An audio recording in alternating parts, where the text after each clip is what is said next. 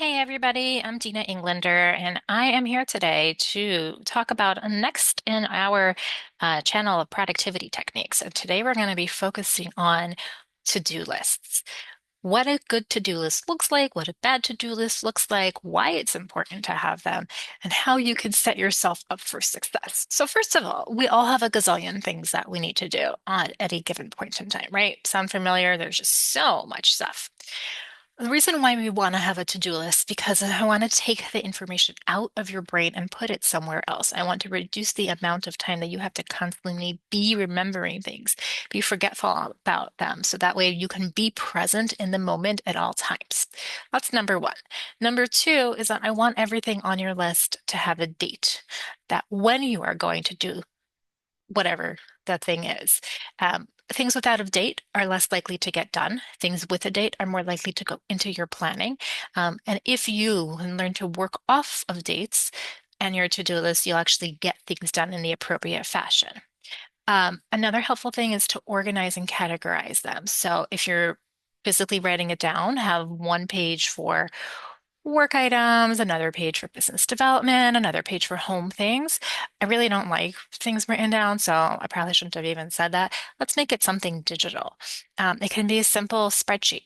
I do not like using notepads or Word documents because they're non-easy to filter by. It can be a simple software. I love using GQs. It's my personal favorite one. It's simple. A lot of my tasks are generated from emails, so it goes in there. Email comes in, I put it into GQs, assign it to myself or a different staff member, and add a date on there. And there we go.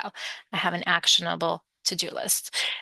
Things that are not good are when it's just disorganized, because how in the world are you supposed to prioritize if it's just like a list of things? So we don't like that. So we do like having the list, the item, categorized, dated.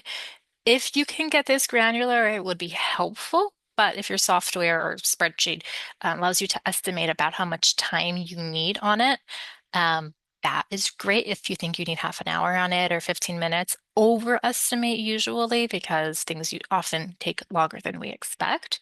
That way you can see, oh, I need 4 hours to finish this. Well, let me make sure that my calendar has that 4 hours to work on it. Or, when you're trying to figure out what goes on each date, having that amount of time is there. And then there's also the priorities. It's super high priority, low priority, because as you're working on something in a given date, should your priorities need to shift, you'll be able to shift with them.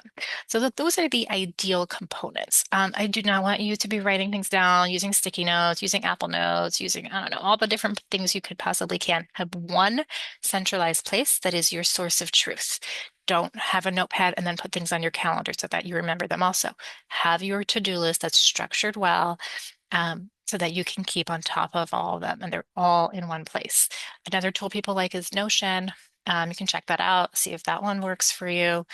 The most important thing is that it's something that you use and you stick to. And I often recommend that people set aside time on a daily basis and on a weekly basis to set aside what am I working on each day based on your to-do list so that you can plan your capacity appropriately. And on a daily basis, you're going to have to make modifications. So checking that, adjusting, and then prioritizing appropriately. I hope this helps. I know it was a lot of information about how to make to-do lists work for you, but I hope that it's really going to make a big difference for you as well. So please take steps, implement those, and I hope that makes you more successful. Don't forget to like and subscribe, so you can get all the rest of our productivity techniques. Have a nice day.